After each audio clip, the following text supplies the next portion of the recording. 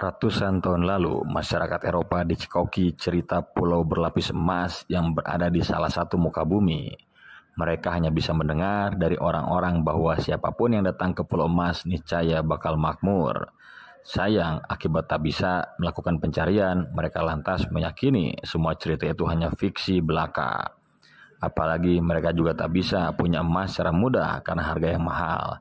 Alhasil emas jadi barang imajinasi saja. Namun sekitar abad ke-15 saat manusia sudah punya kemampuan berlayar, mereka lantas mengetahui bahwa cerita pulau emas bukan fiksi semata, tapi benar-benar ada. Nama pulau itu adalah Sumatera. Semua bule dari Eropa yang datang ke Sumatera menunjukkan satu respon yang sama, yaitu kaget dan tercengang. Pasalnya, mereka yang selama ini yakin pulau emas hanya fiksi semata akhirnya menyaksikan langsung dengan mata kepala sendiri. Salah satu cerita datang dari pejabat Inggris, Thomas Stamford Raffles, saat berkunjung ke Minangkabau Juli 1818. Sejarawan Anthony Reed dari Asia Tenggara dalam Kurun Niaga menceritakan Minangkabau merupakan daerah yang paling kaya akan emas di Asia Tenggara. Di sana terdapat banyak tambang emas yang seluruh hasilnya diekspor untuk memenuhi kebutuhan masyarakat Asia Tenggara. Fakta ini kemudian membuat Raffles datang langsung ke Minangkabau dan langsung tercengang atas banyaknya emas yang dia lihat.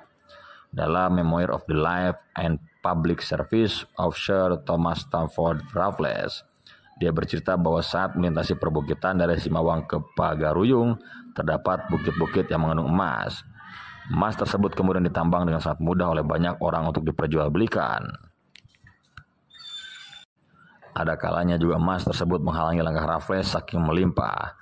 Tak hanya soal tanah berlapis emas, Raffles juga menceritakan pengalamannya melihat sungai emas yang berada di kawasan Simawang. Hanya saja cerita Raffles terkait sungai emas itu tak diketahui lagi fiksi atau tidak. Namun, kesaksian tersebut mendorong para geolog melakukan penambangan emas di tanah Minangkabau berdasarkan ilmu pengetahuan modern. Respon kaget tak hanya dialami oleh Raffles. Berbagai penjajah Eropa lain juga punya reaksi yang serupa, apalagi saat menyaksikan langsung gaya hidup para penduduknya yang berbanding terbalik dengan orang Eropa. Biasanya di Eropa hanya orang super kaya saja yang punya emas, namun di Asia Tenggara, terutama Indonesia sekarang, emas dipakai oleh banyak orang tanpa terkecuali.